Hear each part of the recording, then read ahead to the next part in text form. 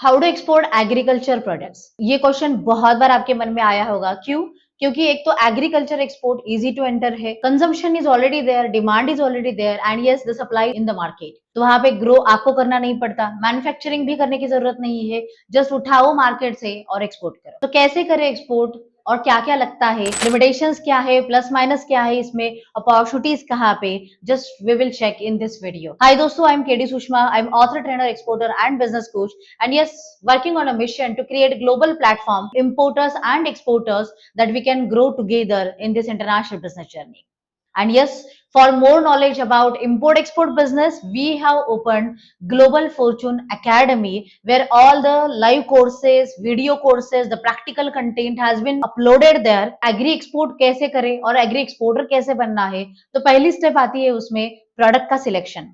Agree export करना है, that is a general term, लेकिन आपको थोड़ा स्पेसिफिक होने की जरूरत है कि एग्री में आप क्या एक्सपोर्ट करोगे, whether they are fresh foods और फ्रेश वेजिटेबल्स। तो उसमें आपको बाइफर्केशन और क्लैरिटी होने की जरूरत है, क्योंकि हर प्रोडक्ट का इन एंड आउट्स होते हैं, मास्टरी होती है, that is totally different. I will tell you one example. अगर मुझे ओनियन दुबई को एक्सपोर्ट करना है, सो उसका अंडरस्टैंड करो कि ओनियन को दुबई में एक्सपोर्ट करने के लिए स्पेसिफिकेशन जो लगते हैं, दैट इज 55+ का ओनियन जाता है, रेड कलर होना चाहिए, ड्राई होना चाहिए, 20 kg मेश बैग्स का पैकिंग हो या फिर 40 kg का जूट बैग पैकिंग चलता है। अगर यही बात सेम अगर मैं कहूँ कि श्रीलंका या बांग्लादेश को भेजना हो आपको, तो यस 45 का पैकिंग, मतलब 45 की साइज लगती है ओनियन की, और बांग्लादेश के लिए पैकिंग जो जाता है 50 kg के जूट बैग जाते हैं। श्रीलंका के लिए जो पैकिंग जाता है दैट इज 25 kg के जूट बैग जाते हैं। इन शॉर्ट, ओनियन तो एक ही है, प्रोडक्ट तो हमने एक ही सिलेक्ट किया है, but yes, as per the country norms, the size, type, specifications, packaging, everything is changing. So how you can beat that, how you can cope up that, and that wise the suggestion is be specific in the product selection. जो भी select करोगे, लेकिन उसका in and out study करो, उसकी mastery करो और फिर आगे चलो। नेक्स्ट आता है कि जो भी प्रोडक्ट आपने सिलेक्ट किया है उसका मार्केट ढूंढना जरूरी है।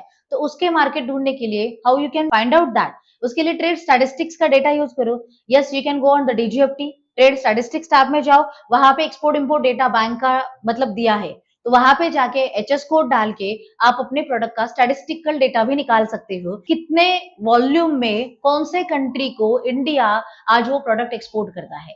And with that you can understand the market trend and market analysis कि कौन से कंट्री को आपको टारगेट करना चाहिए।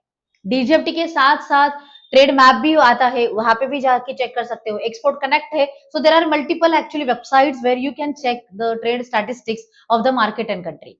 तो ये भी जरूरी है। नेक्स्ट आता है उसका packaging norms, as per the country जो भी है वो डिसाइड करो। फॉर एग्जाम्पल, अगर मैंने जैसे ओनियन के बारे में बताया, बनाना का एग्जाम्पल लो। बनाना अगर दुबई को जाता है या फिर कतार को जाता है, अदर मार्केट्स को जब जाता है, 13 kg का स्टैंडर्ड पैकेजिंग जाता है, and that is also in the corrugated boxes में जाता है। लेकिन अगर वही बनाना हम ओमान को एक्सपोर्ट करना चाहते हैं, सो इन दैट केस 7 किलो का पैकिंग चलता है, और वो भी ट्रे पैकिंग लगता है। So it means the specifications has been changed, country के हिसाब से पैकेजिंग भी बदल गया। 4 पार्ट्स 6 हैंड्स जो बनाना में जाते हैं उसका प्रोपोर्शन कितना होना चाहिए, 7-8 हैंड्स का प्रोपोर्शन कितना होना चाहिए, वही अगर ओमान को जा रहे तो उसका प्रोपोर्शन कितना होना चाहिए। So there are lot of things actually involve in the product and the market जब उसका कॉम्बिनेशन होता है। नेक्स्ट स्टेप आता है फाइंडिंग अ बायर। उसके लिए बहुत सारे तरीके हैं, जैसे हमने बहुत सारे वीडियोस में भी देखा होगा। एम्बेसी है, चेंबर ऑफ कॉमर्स है, जहां से डेटा मिल सकता है। मोर ट्रस्टेड वे अगर चाहिए तो yes, definitely participate in the trade fairs and exhibitions. You can connect like join the business delegations. Business delegations की अगर बात करूं तो definitely IGTD, Indo global trade development Exim chamber of commerce, that is our own chamber of commerce and which is non-profit organization, and objective is create the global platform and develop the market. So we are organizing a lot of business delegations every year. The calendar is ready and you can visit that www.igtd.in. तो आपको बहुत सारे country के delegations वहां पे मिलेंगे, and we are proud to say that we have delivered the result and people have started the trade with different markets. So this is also one of the way you can open the market and you can find out the buyers. उसके साथ साथ अगर मैं कहूँ कि yes, definitely उसके साथ अलावा है मार्केट विजिट आप कर सकते हो, एंड इसके साथ साथ B2B मीटिंग्स भी की जा सकती हैं। सो B2B मीटिंग्स के लिए अलग अलग प्लेटफॉर्म के साथ जुड़ना जरूरी है, एंड B2B ट्रेड पोर्टल जो होते हैं जहां से आप पेड सब्सक्रिप्शंस भी ले सकते हो। तो उसके साथ आप मार्केट डेवलप कर सकते हो।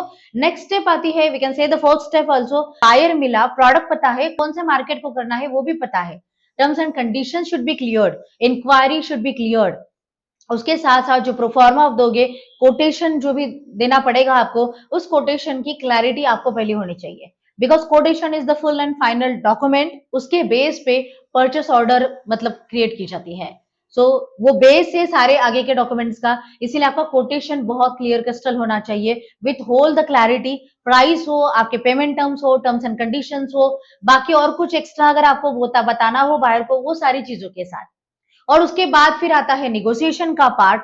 निगोशिएशन हमेशा दो चीजों पे ज्यादा इंपॉर्टेंटली होता है, डिपेंड करता है, एक तो price and the second is the payment terms. Majority deal अगर फेल होते हैं तो because of these two things, तो हमेशा मेक श्योर करो प्राइस शुड बी कॉम्पिटिटिव होनी चाहिए, मार्केट के साथ फिजिबल होनी चाहिए, and the next is payment terms, you need to be flexible in that. ऐसे नहीं होगा शायद कि आप जो बोलोगे वही माना जाएगा, या फिर उसने जो बोला वही मानना चाहिए। Yes, it should be mutually, mutually understanding के साथ विन विन स्ट्रेटेजी करो कि थोड़ी रिस्क आप लो, थोड़ी रिस्क वो ले, और दोनों साथ मिलके कैसे काम कर सकते हैं, ताकि हमें लॉन्ग टर्म ट्रेड करना है और इसके हिसाब से आपको प्लान करना पड़ेगा। और सबसे बड़ा सक्सेस डिपेंड है एग्री एक्सपोर्ट में आपका product and the back and supply chain. जितना आप इंश्योर करोगे, जितना आप ग्राउंड स्टडी करोगे, और जितनी आप मास्टरी करोगे इसको मतलब बिल्ड करने के लिए, I will give you guarantee that you will achieve the success and with the profit and the sustainability. So I hope you understand that how you can start agri export. You want to know more details in detail about this, like yes, agri business blueprint is one of the course I have developed with the practical insight, and that is on Global Fortune Academy. So join the academy, start your export journey and take action.